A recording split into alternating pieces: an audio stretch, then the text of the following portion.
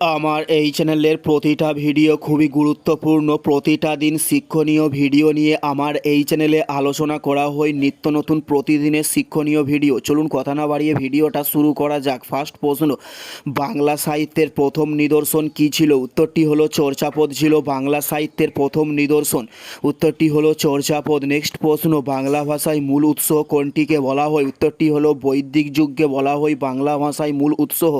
Next প্রশ্ন, সিন্ধু সভ্যতার বৃহত্তম শস্যাগার কোথায় আছে? উত্তরটি হলো হরপ্পা সভ্যতায় সিন্ধু সভ্যতার বৃহত্তম শস্যাগার আছে।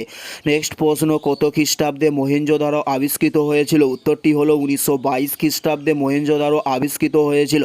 উত্তরটি হলো 1922 সালে মহেঞ্জোদারো আবিষ্কৃত হয়েছিল। নেক্সট প্রশ্ন, সিন্ধু সভ্যতার প্রধান বৈশিষ্ট্য কী ছিল? উত্তরটি হলো নগর পরিকল্পনা ছিল সিন্ধু সভ্যতার প্রধান বৈশিষ্ট্য। নেক্সট প্রশ্ন, মহেঞ্জোদারো কথার অর্থ কী? উত্তরটি হলো মৃতের স্তূপকে বলা হয় মহেঞ্জোদারো।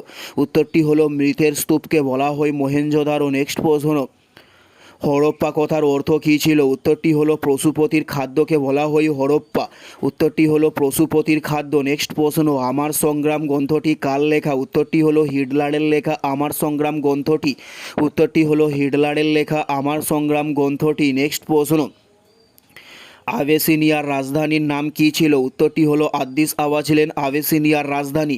উত্তরটি হলো আদ্দিস আবা। নেক্সট প্রশ্ন, আবেসিনিয়া কোন মহাদেশে অবস্থিত হয়েছে? উত্তরটি হলো আফ্রিকা মহাদেশে আবেসিনিয়া অবস্থিত হয়েছে।